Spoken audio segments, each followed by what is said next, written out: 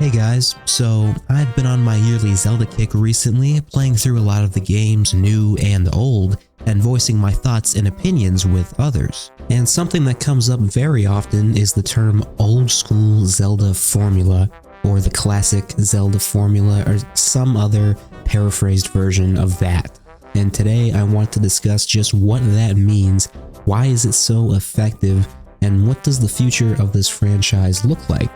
And also, what my opinion on it is, because I'm telling you right now, this very broad term has been the pinnacle of discussing and critiquing Zelda games for almost 10 years now.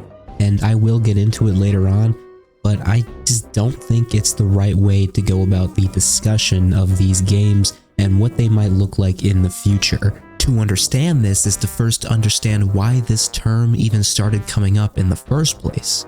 The new games, the Dynasty Warrior type spin-offs, the weird multiplayer game, and much more prominently, Breath of the Wild and Tears of the Kingdom. These games completely changed the landscape of the entire series, taking a formula that was well established and consistently replicated with each title and trying something new and something that was already very popular. Nintendo decided to unlock the chains and set Link free with almost zero limitations in how to approach the game.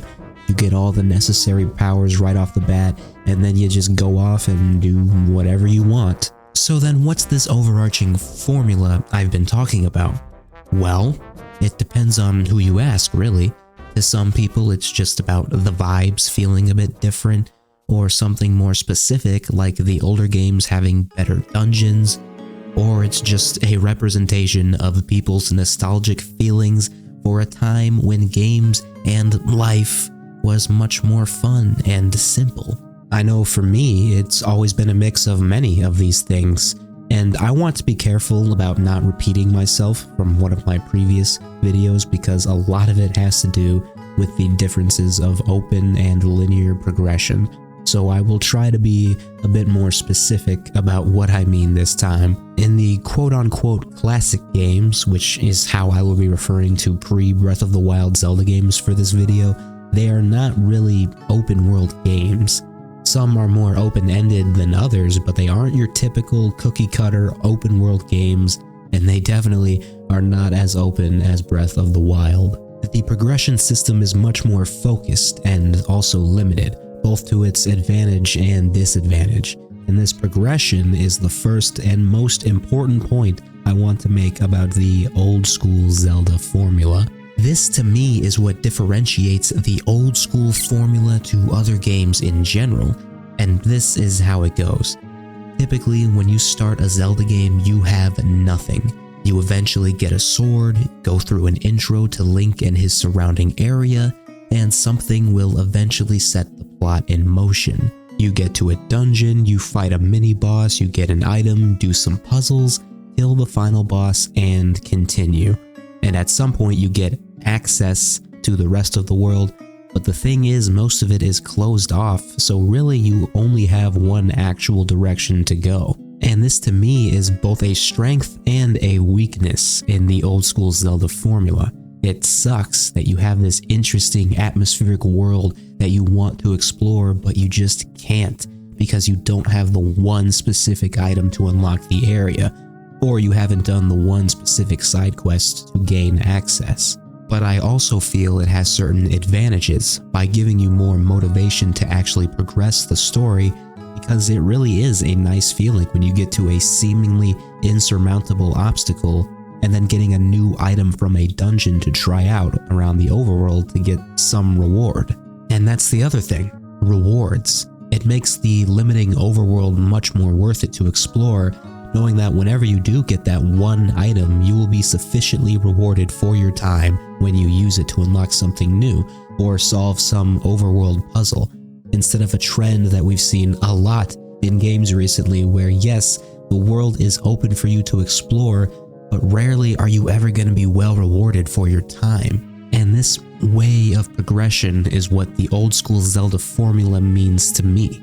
The games are on the shorter side, the gameplay itself is a bit more limited, but the actual content is much more focused, with more of an emphasis on level design, atmosphere, and story. It's why I like games like this more so than this. So is that all there is to it then? A change in the progression system? That's it? Well, yes, but actually no.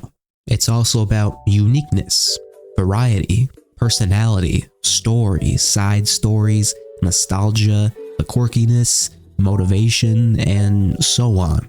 If we were to make certain generalizations about all of the classic games and throw them into a melting pot, they would come out with all of these qualities I just listed being very similar to each other. So then, how does that compare to the open world games? What makes them different? Well, the progression system is the biggest and most obvious one, with the open world titles being almost completely open. I mean, you can literally go straight to the final boss off rip if you have the will and the skill.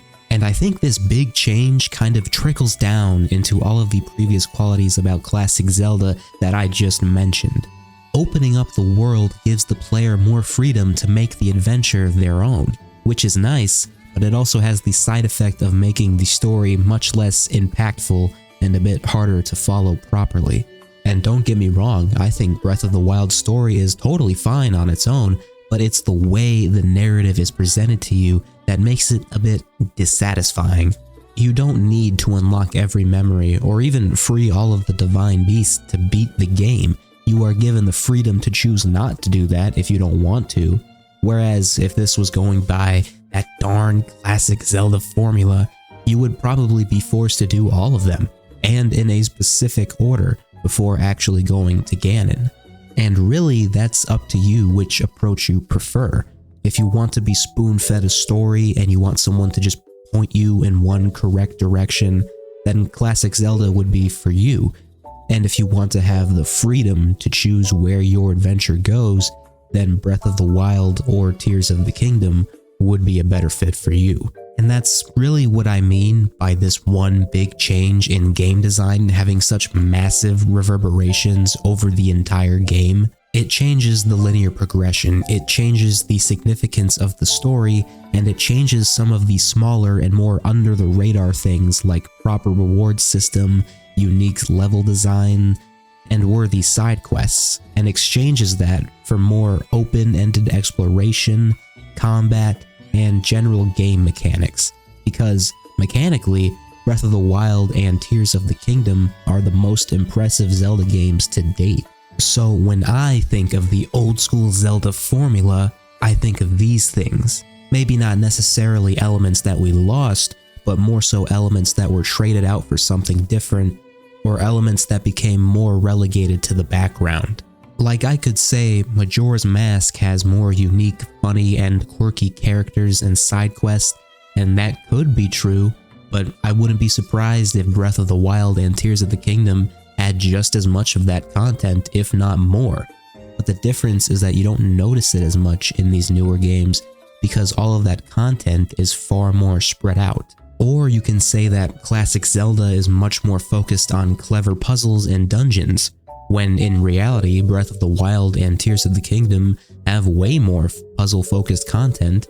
The difference is once again that that content is much more spread out and also just not required. In classic Zelda, the puzzle content is also weaved into specific levels that were meticulously crafted to be unique and special, with their own puzzles, music, special designs, enemies, and bosses. Breath of the Wild has dungeons, but they lost the uniqueness that made dungeons of the past much more special and noteworthy, with nearly identical puzzles, music, looks, and general vibes. And it seems much more of the focus was spent on designing the overworld, which is why in Tears of the Kingdom the dungeons are much more special, because they obviously didn't have to spend nearly as much time on designing an overworld, and they could focus on making the dungeons themselves more unique. But either way, you get the point. Classic Zelda games and the new games all share the same basic plot, but when a simple change in game design and game philosophy is made, it changes enough that people will start to notice quickly that the vibes were off. And it's not like these changes were bad for the franchise. If anything, it was actually the complete opposite, catapulting the Zelda franchise to a much larger audience who were more open to these open world style games. These games were best-selling and arguably the most successful of the franchise. Yet now that all is said and done, I keep hearing the sentiment among older generations of fans, like myself, that there needs to be a return to form. Because yes, this open approach to a formula that was growing stale and overdone has brought in an entirely new base of players and gave some life and freshness to a franchise of games that desperately needed it. Yet it feels like giving up that formula, while a good thing for the time being, also feels like giving up what gave this series its identity. If Nintendo decides they just want to keep churning out these open world Zelda games, that's all well and good in my book, but then you might also just be relegating Zelda to yet another fantasy sci-fi open world franchise. At the same time though, there's no denying that the classic Zelda formula that we keep referring to was getting stale. Nintendo was clearly running out of ways to basically keep remaking the same game over and over again, which is essentially what they were doing before Breath of the Wild. So where does that leave us then? With all of that in mind, what should the future of this series look like as far as game design philosophy goes?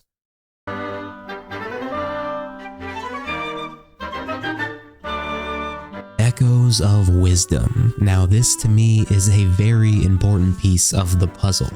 I almost see it as an outline for how Zelda games may play in the future. Now of course, there are a lot of other aspects about it that I imagine will just end up being gimmicks unique to this game, like Zelda being the main playable protagonist, and the combat being this summoner-type gameplay with the usage of echoes. But more importantly, aside from the gameplay gimmicks, I feel like it almost perfected a new modern formula for top-down Zelda games. The world is large and vast, but it isn't totally oversized. You are free to explore at almost your own pace, but there are still certain limitations that remind me of classic Zelda. Like, yes, you can go almost anywhere, but there are certain echoes you need to make travel more convenient that are locked behind dungeons and general story progression. And the dungeons are extremely reminiscent of typical top-down Zelda dungeons.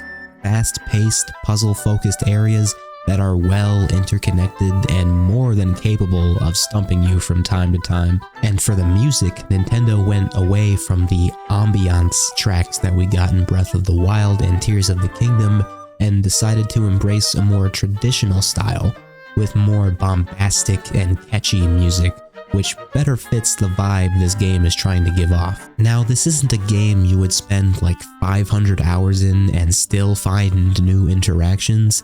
It can be 100%ed in probably 40 or less, depending on if you use guides or not. But in return, you also don't have to deal with all of those filler hours spent in between each critical moment of gameplay.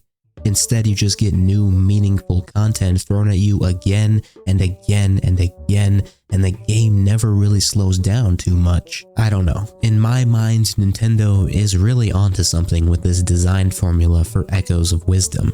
It feels like they're starting to take away the right lessons from Breath of the Wild and Tears of the Kingdom, but they still have ways to go before it can be truly perfected. Like, I still wonder how the Zelda team would be able to translate these new philosophies into the 3D Zelda space in a gaming landscape where oversized worlds and open exploration dominates the market. And after releasing 3D Zelda games with such massive and grandiose settings, would they actually be able to tone it back for future releases? I think by blending the concepts from old school Zelda formula and the new, the devs can make a game that can grant you the freedom to explore a world and make the adventure your own, while still toning it back and giving you better motivation to play along with a set path and a good narrative. Echoes of Wisdom, I think, came pretty close to mastering this idea, but of course, it was also missing a lot of elements that make classic Zelda. So truly, I don't know if I can fairly make this claim, but I will anyway. Because, let's be honest, the old school Zelda formula is a pretty blanket term as we've learned today. It can really mean whatever you want it to mean, as long as it's something that justifies your love with Zelda games that came out pre-Breath of the Wild. And, you know, there's really nothing wrong with that. Whether you only love them out of nostalgia or over legitimate concerns regarding game design and philosophy, or just the vibes of the iconic music and settings, your reasons are all totally valid. But I can also realize why this formula started going out of fashion, why it's considered old school. I can understand why Nintendo wanted to start steering away from something that was admittedly growing a bit stale. I just hope that in the future, people can take away lessons from all of these different styles of game, find what makes us remember them so fondly, what makes us constantly replay them, theorize about them, and what makes us want to explore every inch of them so thoroughly, and use all of this to make something new and something greater that can stand out above everything else, while maybe, hopefully, not dividing most of the fan base in the process. Anyways, I think that's all I have to say on the matter. I just love Zelda games, and I enjoy talking about them. I have a lot of faith in the Zelda team, even if they like fucking with the formula and experimenting with weird new ideas. I know they are always bound to come out with something special. So that's about it, everybody. Thank you for your time. And remember, if you liked this video, it would help a lot if you interacted with it. If you gave it a little like, maybe give the channel a little bit of subscribe, Couldn't hurt. Couldn't be too much trouble for you. I don't know. If you like what you see, why don't you show me? That'd be helpful. That would help validate my feelings a little bit, but I don't know, whatever. Anyway, I'm gonna end this now.